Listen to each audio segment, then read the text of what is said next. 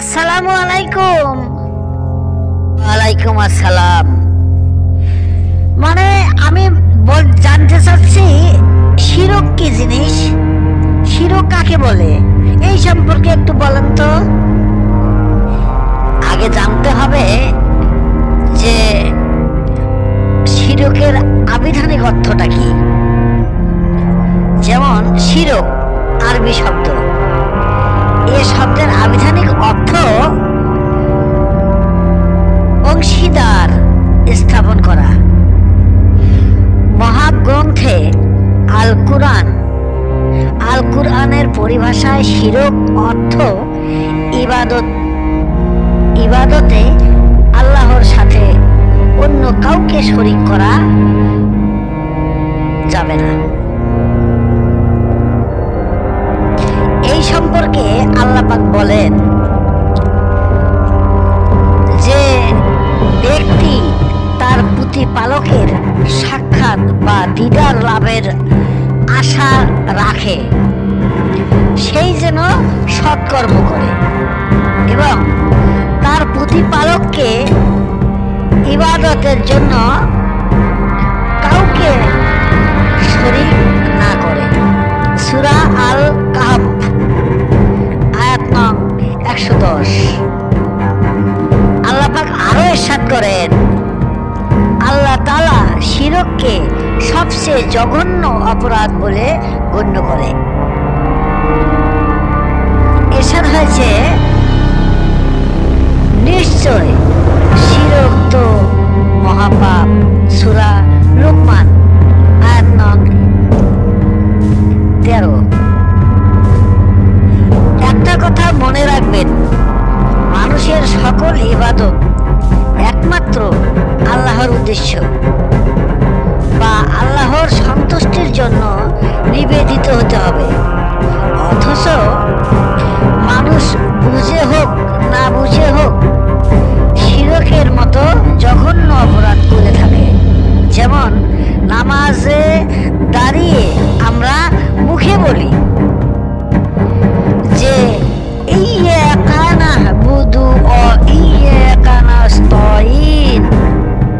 এই কথার অর্থ আমরা কেবল তোমারই ইবাদত করি এবং আমরা তোমারই সাহায্য প্রার্থনা করি। সূরা আলে ফাতিহা আয়াত 4। অথচ মনে মনে অন্য কিছুর কল্পনা ডুবে থাকি। নামাজে দাঁড়িয়ে বাজে কল্পনা মনে আসলে ইবাদতে আল্লাহর সাথে অন্য কিছুকে শরীক করা হয়। এ প্রসঙ্গে হযরত জাবের রাদিয়াল্লাহু তাআলা আনহু হতে বর্ণিত হয়েছে, তিনি বলেন, আল্লাহ রাসূল সাল্লাল্লাহু আলাইহি সাল্লাম ইরশাদ করেন, ইজা কামার রাজুলু ফিস সালাতি আকবালাল্লাহু আজহাজা ওয়া জালা বিওয়াজিহি ফাইজা ইলতাফাতা কাল্লা ইয়া ইবনা আদামা ইলা মান তালতাফিতু ইলা মান হুয়া খায়রুম মিন্নি আকবিল ইলাইয়া ফাইজা ইলফাতাস সামিয়াতা কালা মিসলা জাকলিকা ফাইজা ইলফাতাফাতা সালিসাতা শারাফাল্লাহু তাবারাকা ওয়া তাআলা আনহুম ওয়াজুহু। এ কথার অর্থ, কোনো ব্যক্তি যখন সালাত আদায়ে দণ্ডায়মান হয় তখন মহান ও মহিমান্বিত আল্লাহ তার ওই বান্দার দিকে নিজের চেহারাও মোবারক ফেরায়।